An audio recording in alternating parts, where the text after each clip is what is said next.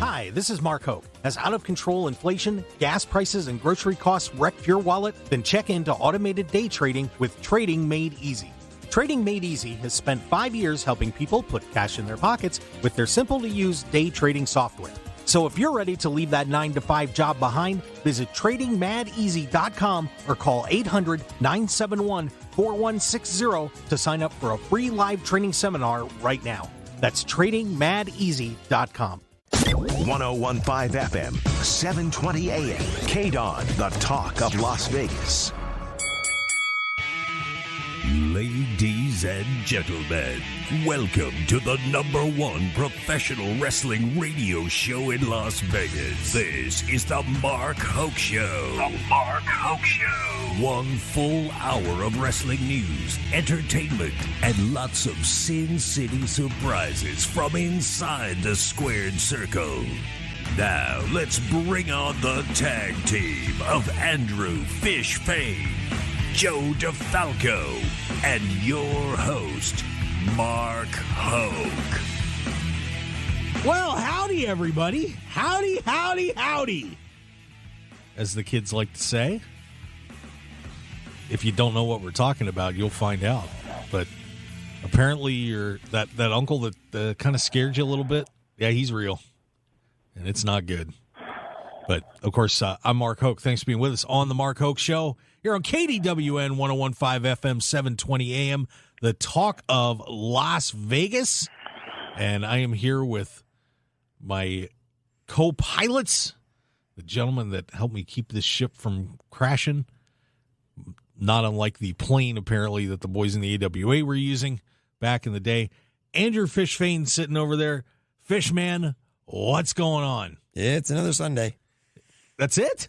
That's it. You know, I'm going to drag you in here at 7. Here's what I'm going to do, Fish.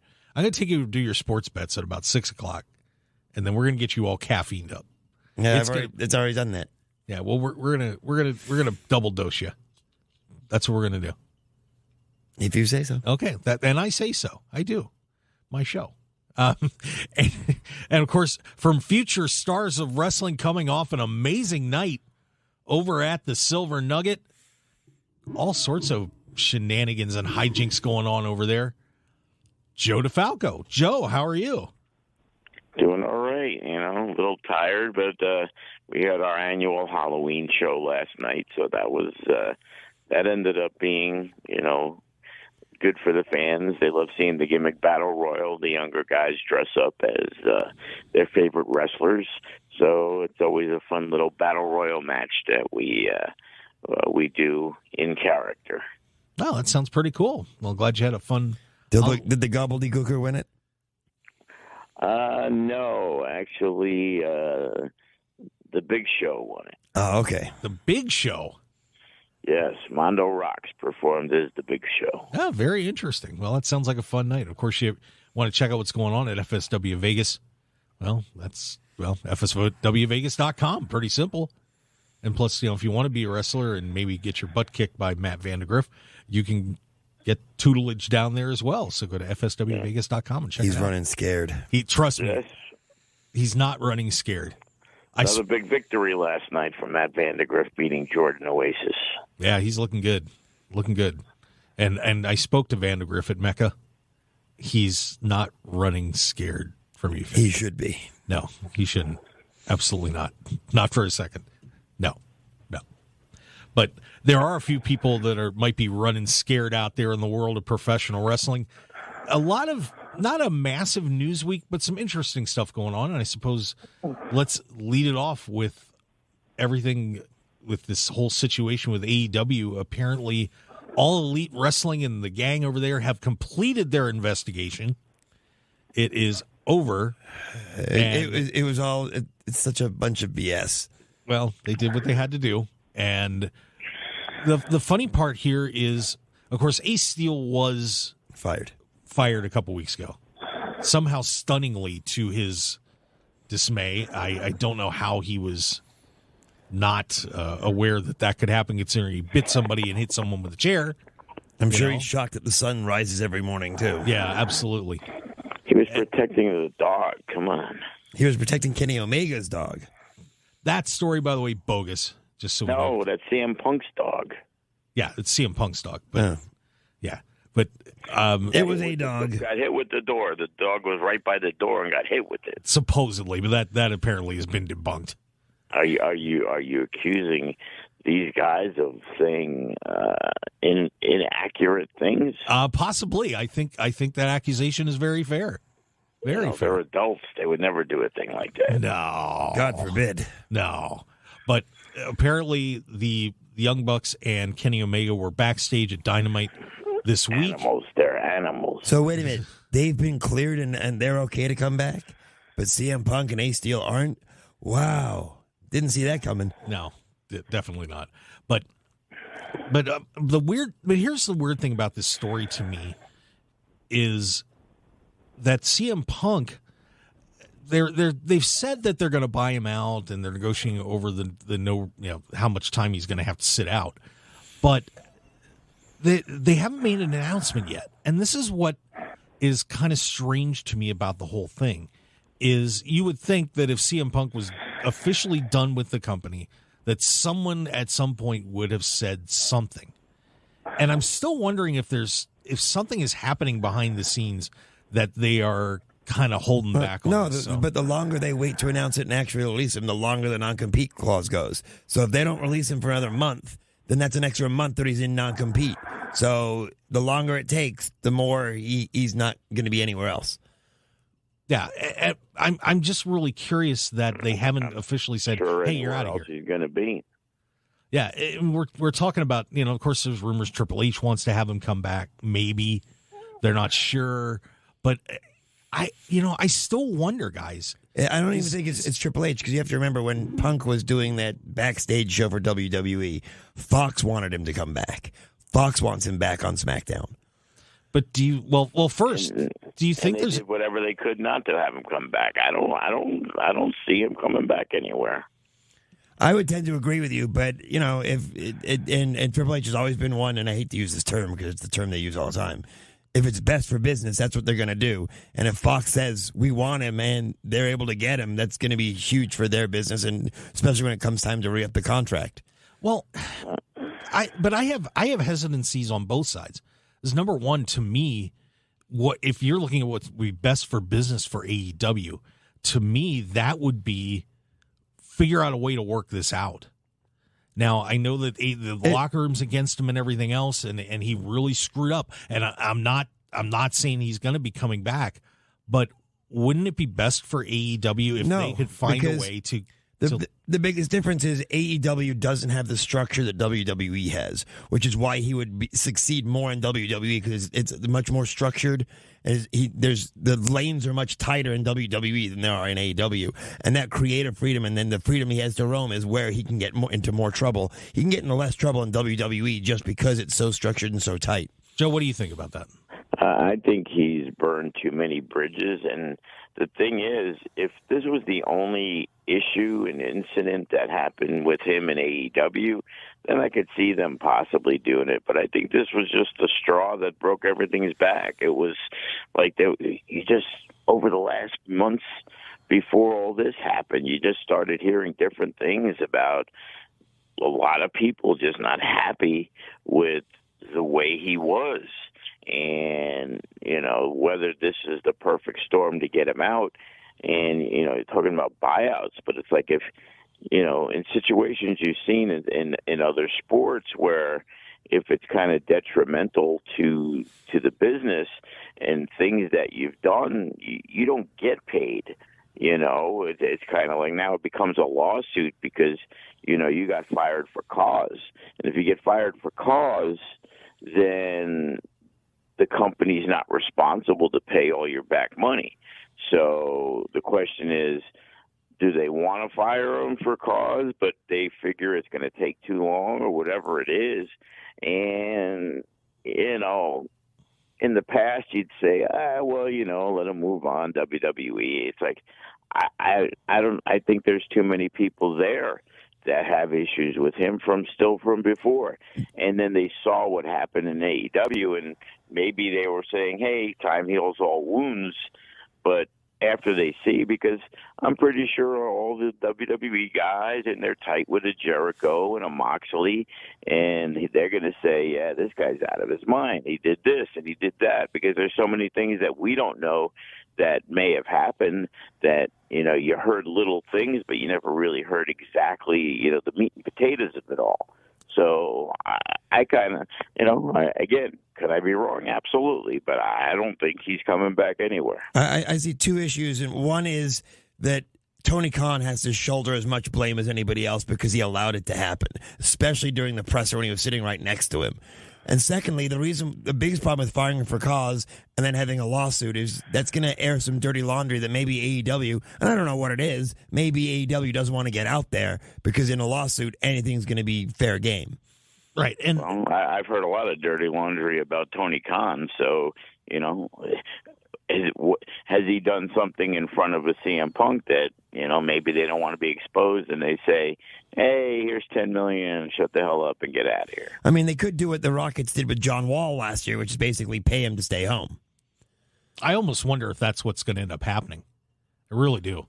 The situation this situation is going to be very tricky because if you end up negotiating a no-compete clause, which is apparently what's holding all this up, you're going to pay him something, but but do you really want to mess with it? Do you want to, or do you just want to say, you know what, just go away? At some point, it may be better for them just to cut their losses completely and sever ties. But at the same time, and again, it goes back to, hey, do they believe what he did was so egregious that you know what, maybe we owe him $10 million and maybe we can get out of it and pay him $4 million. Who knows? And again, money is obviously meaningless to them. We spend $20 like Tony Khan spends $20 million. So but it's best for them just to say, have CM Punk show up and say, we don't have anything for you this week, stay home. Then you don't have to sign a non-compete clause. The non-compete clause is the contract he has with AEW, even if he's not on the air. Well, and of course on Punk's side of it, I would imagine he's either got a 3 or 5 year contract. Does he want to sit out that long? And it may not be up to him. Yeah, but I'm just, in terms of his side of things, if he's trying to negotiate his way out of this, let's say I want out of here, I'm done. But like I said, if they don't want him to go to WWE and the non-compete clause is the issue, all AEW has to say is, we have a contract, we're paying you, we're living up to our end of the contract by paying you. That's all there is to it. You can't work anywhere else, so go home. Well, but then it was the same thing with Mustafa Ali and then Sasha Banks and the other one. It was like, you want to be released, too bad. Now that becomes the option of the company if that's what they want to do. See, but what I'm saying on his end is, do you say, well, let's say his contract was for $12 million. Pay me $3 million, let me get out of here, and give me a 90-day no-compete so I can continue. But the problem is he's got no leverage because, and Joe's right, because money is no issue. AEW will do whatever AEW wants to do, and it doesn't matter what he says. But probably already been part of the negotiations of, hey, CM Punk, what's it going to take? For us to cut ties and probably offers have been made on both sides. And AEW, and again, maybe that's why it's taken so long. It's like, hey, we'll give you 2. Well, I want 7. Hey, we'll do 3. Well, maybe I'll take 5. You know what I mean? And it's like, at that point, a CM Punk is probably trying to negotiate and leverage and seeing. Because who's it going to be? New Japan? They ain't going to pay him that kind of money. Impact? Of course not. So it's like, hey, he's going to put out feelers with WWE and see if it's worth, the opportunity. It's like a fired coach. You either take the money or you say, hey, I'm going to do a buyout because I know I'm going to get another job. You don't take a buyout unless you're going to get another job. So you're going to wait. And CM Punk had no problem sitting out for how many years? 5, exactly. 6, 7, whatever. So most people say he's, kept his money, saved it well, and he's also in a position where money doesn't matter in terms of, oh, well, I got to go back to wrestling. He could care less. Yep, I would agree. And by the way, speaking of you guys' comments about everybody talking back and forth, there was a story that broke from Fightful Select that the night of the incident that Jericho apparently pulled him aside and had a big discussion with him. Come to Jesus meeting. And said that he was a cancer to the locker room and a detriment to AEW. And Jericho was apparently very angry about Punk's perceived lack of professionalism and decorum during his press conference appearance, as well as the events of the backstage fight. So if Jericho... Punk was very professional in his response. He said, it's none of your business.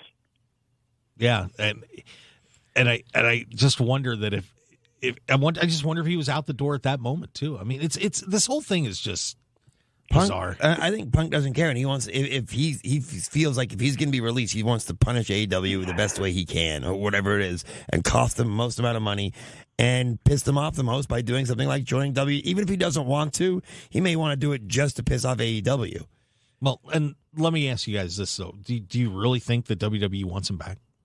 I think to a certain extent, because of the pop, just because of the publicity. And again, one of the biggest things about them signing Cody Rhodes wasn't it was Cody Rhodes. It was they took him from AEW. I mean, Joe, if you're WWE, would you want CM Punk on the roster? Again, now you got to take a list and you put all the positives and you put all the negatives. And like to me as a person, I just think the negatives far outweigh the positive. I think, it's kind of like that Jeff Hardy thing. We've heard it. Like, I could see Jeff Hardy coming back to either company, but I just think CM Punk, there gets to be a point. It's like with me. When I deal with people, it's like, they can crap all over you, you bring them back, and you never say never. But there comes a point to where it's like, you know what, it's just not worth the aggravation. And I think CM Punk has proven that it's not really worth the aggravation. The juice isn't worth the squeeze. Yes, and honestly, I would agree at this point. I think Mr. Brooks has kind of just really lost his mind in AEW. And got too big for his britches. And if it was reversed, I'd completely agree. If it was leaving WWE to go to AEW, but again, I think the big difference is A, that he's been in WWE, but B, the structure there won't allow him to have the exact same kind of attitude or the same issues in WWE. I'm not suggesting they should sign him. I'm just saying it's easier for him to go to AEW than WWE and be accepted and have things turn around than it would be going the other way around. And the bottom line is we have had now a long period of time to see what his value is. And, of course, initially his value bumped AEW. But recently, he has been no factor in the company's success. And also that's what WWE is going to see, because CM Punk's not going to come back for a bare minimum and base it off, hey, I'll get bonuses for pay-per-views and I could make upwards of. It's like, he wants that Tom Brady deal. He perceives himself as the top guy. So the top guy, he's got to get $3-5 million. He wants Brock Lesnar money. He wants that kind of stuff. He's not going to come back as an average dude who's going to come back at a minimum salary and work his way into getting paid. Yeah, and I think Bray Wyatt's return to WWE actually hurts his cause, because there's no way he's going to be as popular or as big. I mean, Bray Wyatt's already the number one merchandise seller in WWE, and he's only been back for, a week, 2 weeks? Yeah, get your Punk's role or Punk's place in the company won't be as high as it would have been. Yeah, and if he did come back, he's going to expect to be put in this great position, and then if he's not, who's to say he doesn't quit again and just walks out? Like I don't see any value in him coming back unless you're so enamored with him and you want to make him, on scale with the Bray Wyatt. Like CM Punk's not going to, come back and be on the scale of even, we joke about Happy Corbin and guys like that, but he's not going to even be in the same league as Rey Mysterio, who still isn't getting, great love, but he's been around forever and he deserves the respect. I don't know. CM Punk, I just don't think he'll be happy with the role he'd be given. And that's what would turn it off from day one the minute they talked. And that's the sad part about it is he's done it to himself. He has caused this issue or the fact that he wouldn't, you're right, he wouldn't be as big as he could have been, and it's all on him. And, of course, by the way, this is the Mark Hoke Show on KDWN, 101.5 FM, 720 AM, Talk of Las Vegas, the best in pro wrestling news and entertainment. And, the other factor for me with him is he's old. That too. And that's why I think that he doesn't want to sit out very long because, let's say Tony Khan would say, you know what, you're going to sit out your contract, and he's got to wait 3 years to get back in the ring. Well, he's going to be 46 years old. And look what happened with just this one run with two major injuries happening. He doesn't have the time to sit. About getting back in the ring. That's my personal belief. Yeah, I know, but and is anyone clamoring for? Oh, I can't wait! I have to see CM Punk versus Roman Reigns. No, he was a guy that, despite saying he hated the fans, they were all dying for him to come back. When he came back, it was the biggest thing in the world. But he's lost his luster with the fans. Him coming back may have been great for a short period of time, but a lot of people turned against him in that time he came back. So. Very much so. Yeah, I was happy to see him back, and I think there was, he had that shine, and it's like, wow, this is going to be exciting. But, in terms of the run itself, it was okay. Well, he's also had two major injuries. Yeah, I just don't see people, and I think that unfortunately for him, the internet is going to hurt him a lot because everybody's hearing, well, this guy's a jerk. I don't want to root for him. I think he's incredibly hurt his brand by how he's behaved. Oh, absolutely. And then in comparison, you have a John Moxley who, a lot of people loved him. A lot of people were like, hey, whatever. But he's come out of everything looking like, the greatest person in the world, giving up his time off, doing all these things and being whatever it's perceived as, but he's perceived as the guy who does anything for his company, Chris Jericho. Those are the guys that are still getting the love. And, I think CM Punk he's just going to fade away, and he's just going to be another one of those guys that had a great run, and that's it. And it's a damn shame because his legacy could have, as great as it was, could have been so much more, and his legacy has been shot to hell. Yeah, well, I'll tell you one thing that you could do to fix your legacy. Oh, don't. It's real simple. Go make some money today. You did. Yeah, well, you got to make some money today. If you go to markhokeshow.com right now and click on the links to go to betonline.ag, you can bet on all sorts of different sports, politics, snooker. Can you bet on Punk's return? Well, and where he returns to? That is not up there yet. But you never know. I mean, they've had a bet up there for whether MJF's going to win the world title or not. So you can bet on wrestling, which is really cool. And of course, we've got Extreme Rules coming up this weekend. So not Extreme Rules, Crown Jewel. Crown Jewel, excuse me. So make sure you guys go to markhokeshow.com and click on one of the links over here. There's big banners. You got Ted DiBiase staring in the eyes saying, get my account, get an account. Come on. But you can buy $1 million belt with all the money you're having. Everybody's got a price. It's a 50% sign-up bonus up to $1,000. All you got to do is go through our website, please, because that's how we make money off of it. Go and put in the code BOL1000, BetOnline1000, and go crazy. Have a great time. You're going to love it. It's betonline.ag. So there you go. Fish. There you have it. Joe, you call 1-800-JOE-WINS, and he gives you all the inside info, wrestling information, and you could be a millionaire in no time. Yeah. Just, this bet up $5 at a time, baby. That's what you got to do. Yeah. So once again, that's betonline.ag. All right, we're going to take a break. And when we come back, someone in WWE made it onto FoxNews.com in a good way. We're going to talk about that individual. And, of course, Bray Wyatt getting busy in the ring, and he's apparently bringing friends. Stick around for more on the Mark Hoke Show on KDWN 101.5 FM, 720 AM, The Talk of Las Vegas. We'll be right back.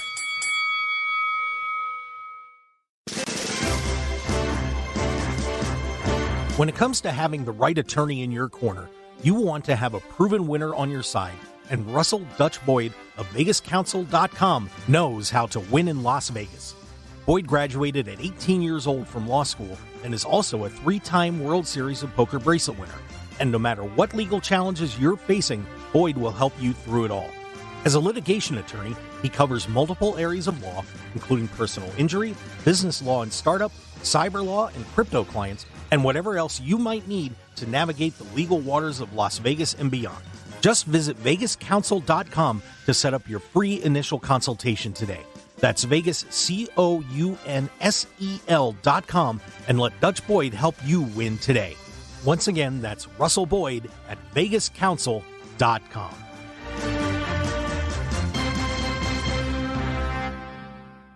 Tired of the same boring food when you're out for breakfast or lunch? I'm Mark Hoke, and I have an idea for a different place to go with unique food you're sure to enjoy, and that's Unique Eats. Take some time out of your busy day and stop on in to Unique Eats, featuring celebrity chef Dominic Tedesco and his friendly staff. Whether it's a great start to your day with one of Unique Eats' amazing omelets, or lunch with his incredible sandwiches, pasta, and award-winning pizzas, you'll be in for a fantastic dining experience that won't break the bank. Unique Eats also features a smoothie bar and full vegetarian menu as well. Plus, if you need catering, you can count on Unique Eats no matter what the occasion. So what are you waiting for? Get on over to Unique Eats at 3100 South Durango, Suite 100, open daily until 3 p.m. Call them at 702-992-3038 or visit UniqueEatsLV.com for their full menu and catering info. Break out of the same old routine and have a great meal at Unique Eats today. 1015 FM, 720 AM. KDWN, the talk of Las Vegas.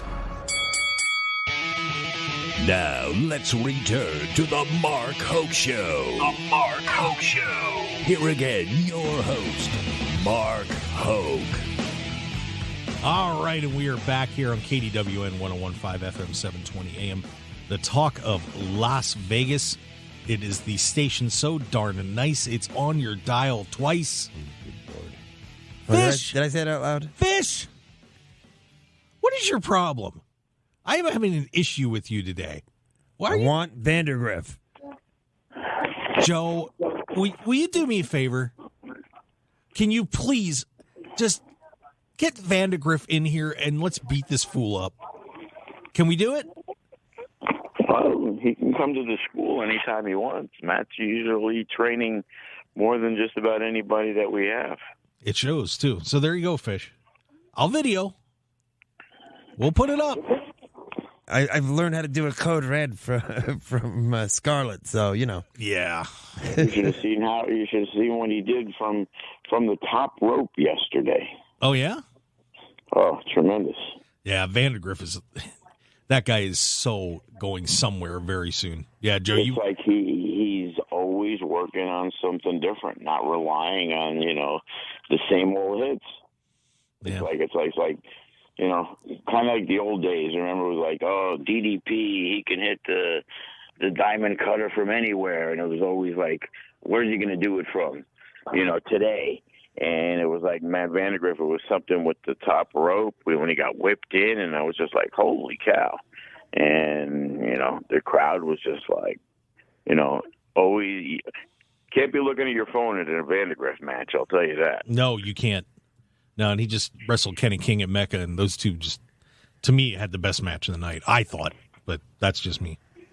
Well, Matt's been the guy who's probably had the match of the night more times, and, it's probably not even going to be a race for the wrestler of the year this year. It's like I think he's pretty much dominated the field. It'll feel that much better when I beat him then. Oh, stop. Fish, he'll kill you. We will be wheelchairing you out. You might be able to beat him in WWE 2K, but that's about it. Yeah, pretty much. God, you were delusional. You're delusional. I have tricks up my sleeve. You don't. There are no tricks up any of the sleeves that you have in any outfit that you own that could possibly, in any way whatsoever, help you defeat Matt Vandergriff. He's running scared. The young prodigy Bodie will tear you apart. He'll tear you apart. And you want Vandegrift? No. Big victory last night. Bodie defeated the cash in the case holder Braxton in the lumberjack match yesterday. Ouch. The crowd went crazy for Bodie as usual. Yeah, how old is he now? 15? 15, yes. Many people feel he's on the trajectory to be one of the youngest champions in wrestling history. Yeah, that kid is amazing. He really is. Another guy on the FSW roster. So if you get a chance, check him out. And he's the nicest kid too. He really is. Oh, I have no doubt. And it was kind of funny. Real fast side note. I was joking around with Amanda when we went to Mecca because we put up a picture of her when she met Bodie the one day at a card, and I think she thinks he's kind of cute because every time I bring it up, she gets ready to punch me. So, there you go. He's a heartthrob, too. There you go. Oh, my God. I'll tell you. Wrestling is... Turn him heel. It's going to be great. Oh, you can't do that. Can he grow facial hair yet to I'm not sure, but he really sprouted the last year. He did. He's actually gotten a lot bigger. So. I saw him yesterday. It's like he's actually doing, like, weight training and stuff now. Like, he's... 16, 17, I'm pretty sure, there's going to be offers from different companies, especially, with guys like Sin Bodie and Kenny King in good positions elsewhere. Sin Bodie's actually just came back from a guest stint as a trainer at the developmental center. So nice. Good for him. That's awesome. Yeah. By the way, real quick plug. I want to just say we have Brian from Las Vegas Wrestling Scene kind of sitting in with us. He and I got a chance to talk today. If you want to see everything that's going on in the Las Vegas independent scene, go to LasVegasWrestlingScene.com. He and his team have it all covered. Really, really cool website. So if you want to see what's happening, all of you around the world, please go check it out. It is great work over there. Except for Saskatchewan, because they're not listening to us. They're listening. They just come up as unknown. They don't want to be picked out. But anyway, back to the bigger organizations here in professional wrestling. We had a little promo from that guy, that crazy little fella, the number one merchandise seller, that Bray Wyatt dude, and he's playing this little game where he's coming in the ring like a normal person, and people are showing up on the video screens that are just not good people, apparently, as we now have an established character, an alter ego. It is Uncle Howdy. That's right, folks. Uncle Howdy. Duty.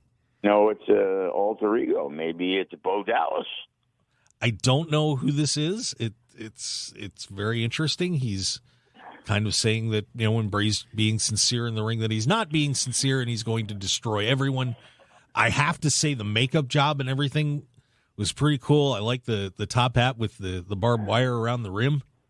That was pretty neat. WWE has to be careful, though, because there's a very thin line between a slow burn and taking too long.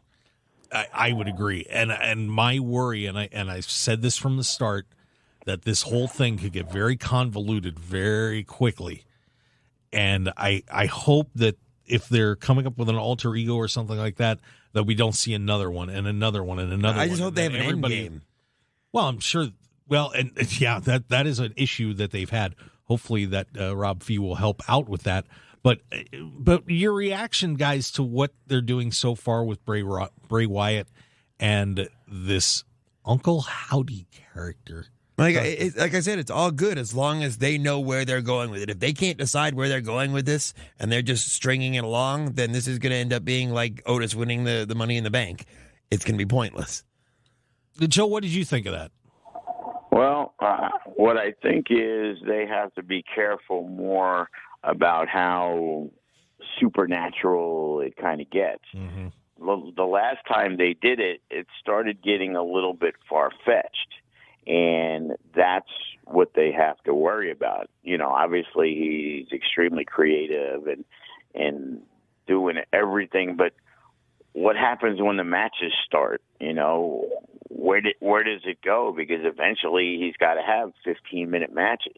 And, you know, what's the sell of the match? I remember when, they're first doing it, and now all of a sudden we're watching it, and it's green, the screen, and it's like, well, it's kind of like the Papa Shango thing. It's cool and everything, but is he going to make somebody vomit in the ring? And, to me, it became ridiculous. So I think it's easy to do if it's a TV show, but it's a TV show, but it's a wrestling show. So, once we get past everything and the people they bring in, how are they? My question is, how do you incorporate, say, the 6 new characters into the existing show? Yeah, it'll be really hard because, one of the things that, I love the original Bray Wyatt character. The creepy guy from the swamp, leading his... The Max Cady ripoff from Cape Fear. Yeah, that unfortunately, John Cena in that situation kind of killed that. But then they just took it to places where, I still remember the Randy Orton match at WrestleMania with the bugs on the mat and all that kind of weird stuff. And, of course, the feud with Orton where he had the corpse burn, which was one of the dumbest things I've ever seen on professional wrestling. And easy there. No, it was. It didn't give birth to a hand. But it was dumb. 100 things tied for number 1. So that's true. It was dumb. I agree with you. It was not the most intelligent thing. It was just like when I didn't like it. I thought it was stupid. Like when Alexa Bliss had the long tongue. It was like, come on, you're getting cartoonish now. So you see where I'm going with my concern that they have to be careful to not make this. Like I said, there's a fine line. They have to rein it in, but not too much. And you wonder if that's kind of where he and Vince had their issues because of, apparently Vince, was putting the kibosh on a bunch of ideas and, so he let Bray do some, but not all. And, I almost wonder and it's kind of an opposite of CM Punk when you think about it. You let CM Punk have all that ability to say whatever the heck he wanted to say and it blew up in their face. And if Triple H had Bray come in and say, hey, we're going to give you all this license to do all this creative stuff you want to do. Well, what if it's not good? Or what if it gets to be too much?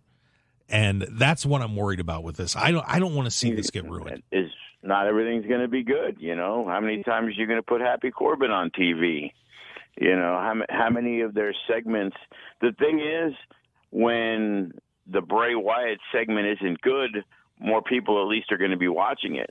When they try to bring in these other guys and they're trying to set up this feud with Madcap Moss and Happy Corbin, nobody cares about it. So whether it's good or not, we don't even know if it's any good because it's crap. Or nobody cares. Right now they're in the position where everybody cares anything Bray Wyatt does. If they decide they're going to bring in Bo Dallas and make him a star, the fans are going to buy into it because now he's related and he's part of the Bray Wyatt thing. So now here's the opportunity for 5 or 6 other people to become relevant in the wrestling world that they may not have been, or they were just, bit players. Now they have to step up and some things are going to hit, some things are going to miss. I think that's the Bray Wyatt thing has so many chances to not be good in certain ways, and some people are going to love it, and some people are going to be like, "Oh my God, this is like the Katie Vick thing," to where it's like when you're watching with a non-wrestling fan and they look at you and say, "You like this stuff?" It's an excellent point. Yep. But one other thing before I wrap that discussion up is you guys do know who Bray Wyatt's uncle is. Actually, he's got a couple. You know that, right? And I know one of them has had health issues, but you do know that Barry Windham is Bray Wyatt's uncle. Uncle Howdy. Just saying. Barry Windham was. I knew he was related to the Widowmaker guy, but no, I never knew about Windham. Yeah, and Kendall, too. Don't forget Kendall. I don't think anybody would really be excited about Kendall Windham showing up, but you mean the guy? a horseman that was lower on the scale than Paul Roma, Kendall Windham? Yeah, I remember him. Yeah, that guy. But I'm just putting it out there, just for fun. You know? I don't think there's anything to it. Okay, I'm just saying there's an uncle. There is a legit wrestling uncle. That's it. Speaking of more family. Father, so, you know, he might tax Bray Wyatt for employing 6 other guys, you know? That would be a hell of a way for the whole thing to end, is that IRS comes in and audits him. That would be, sorry, I'm just saying. But speaking of another family member popping up on WWE, NXT actually got some mainstream attention this week.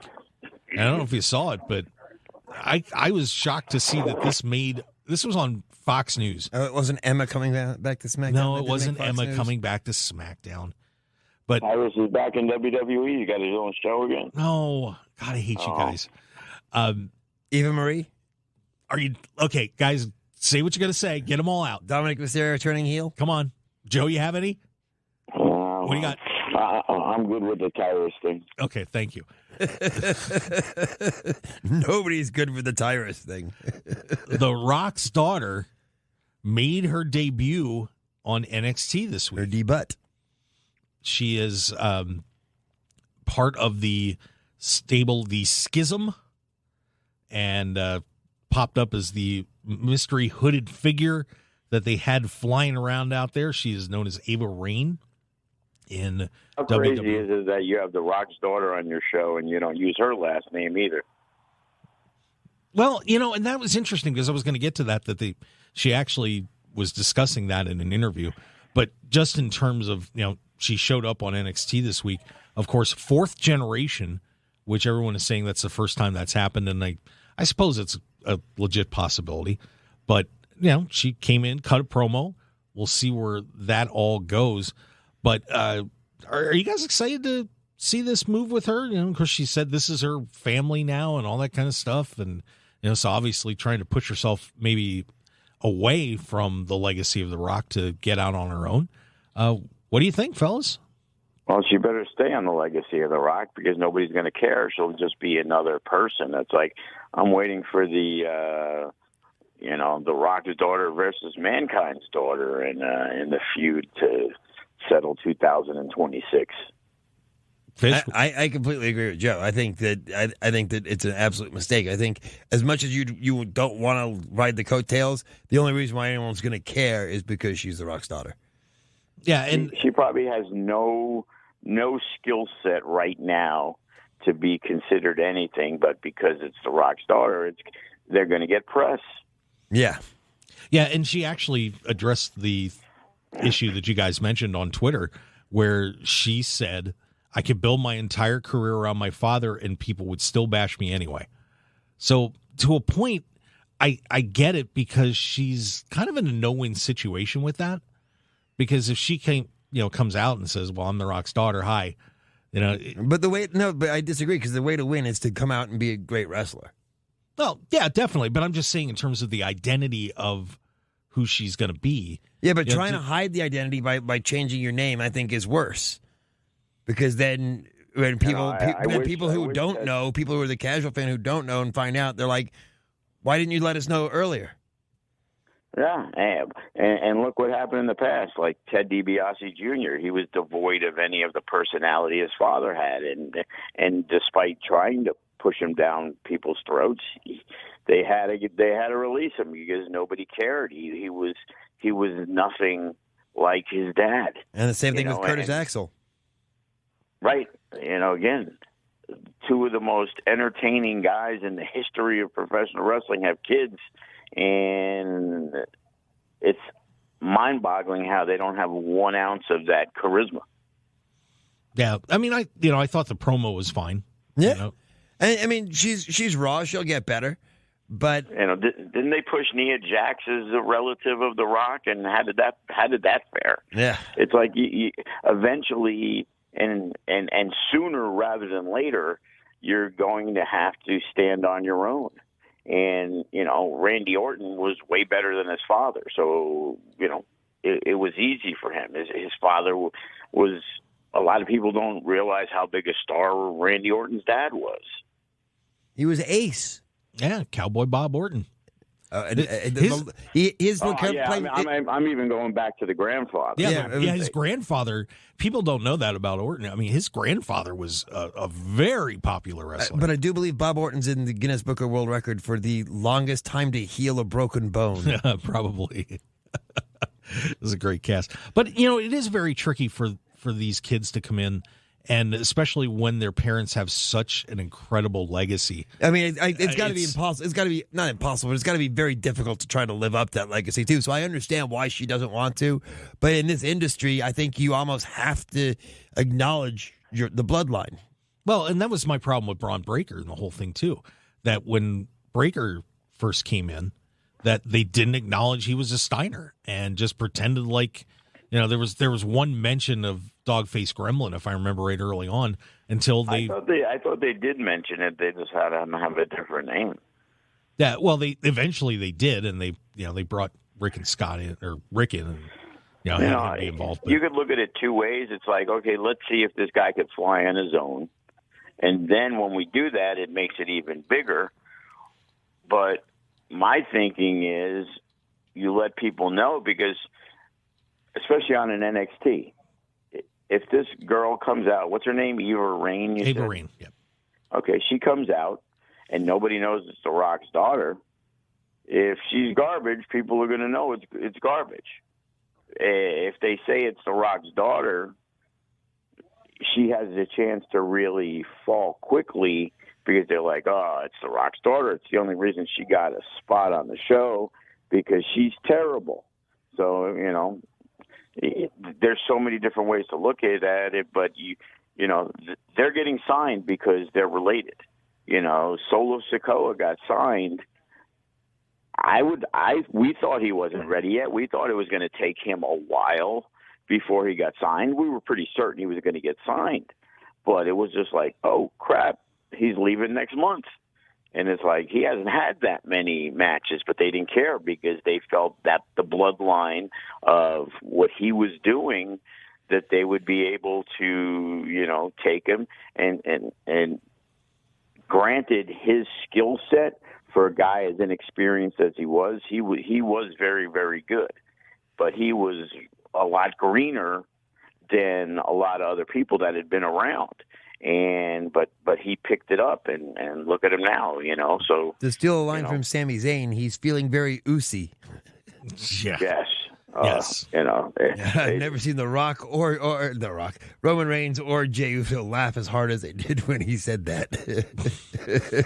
It was pretty good. Yeah, we'll be getting to everything that happened on SmackDown and Raw and so on. It just made me laugh when I was watching it, just watching them crack up. Yeah, a little later on. But yeah, this will be interesting. And it is really hard for these kids when they come in, that they have to live up to a legacy like this. And I mean, you're right. Especially it's the legacy of The Rock. It's a lot easier if you have to live up to the legacy of, Duke the Dumpster Drosy. Yeah, I mean, you're talking about not only one of the most popular wrestlers of all time, but he's probably the most popular actor. Yeah, one of the most human beings in the world. Yeah, absolutely. I mean, so to a point, you can't blame her for trying to separate a little bit, because she wants to make a name on her own. No, absolutely. But the problem is, in this industry, you almost have to, to a certain extent, you have to ride on their coattails to get that. I got a question. Mick Foley's daughter, I knew they signed her, but you never heard a thing with her. I think she stopped wrestling, if I remember right. Because I think he threw her off the top of off the top of a cell. Bret Hart's son tried to wrestle, and Benoit's kid, and all these guys.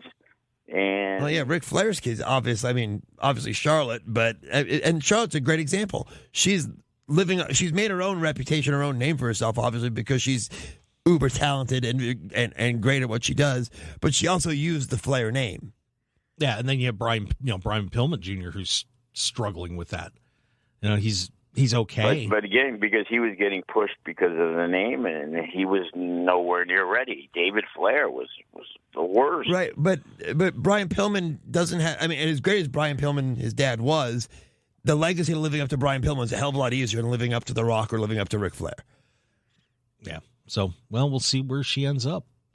But Hogan's kid, he had inklings about it, and you know, it's way more difficult than people want to believe.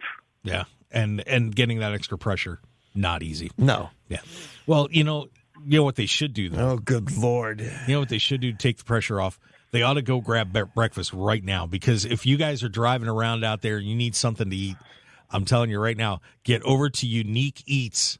It's just down the street from us. We're not going to let you in the station if you go over there, but you can get some fantastic omelets, great breakfast, pastas, award-winning pizzas from celebrity chef Dominic Tedesco. The food's off the hook, guys, and it's not going to break the bank. You're going to absolutely love it. It's quality food, at a decent price. 3100 South Durango, Suite 100. And, of course, you go to uniqueeatslv.com, check out their menu, and they do unbelievable catering as well. They're open until 3 o'clock, so stop on over Unique Eats and chow down. Have a blast. Smoothies, all sorts of neat stuff.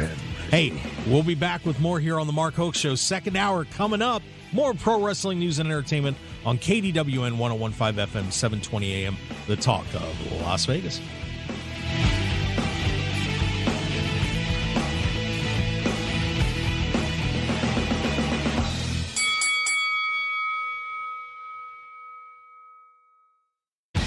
Want more of The Mark Hoke Show? Follow us on Twitter at Mark Hoke Show, like us on Facebook at The Mark Hoke Show, and visit markhokeshow.com to keep up with everything happening with the show. And remember to check out all of our archive shows on YouTube at The Mark Hoke Show, and download our podcasts at markhokeshow.podbean.com and all your favorite podcast outlets. So join The Mark Hoke Show family today, and thanks for listening.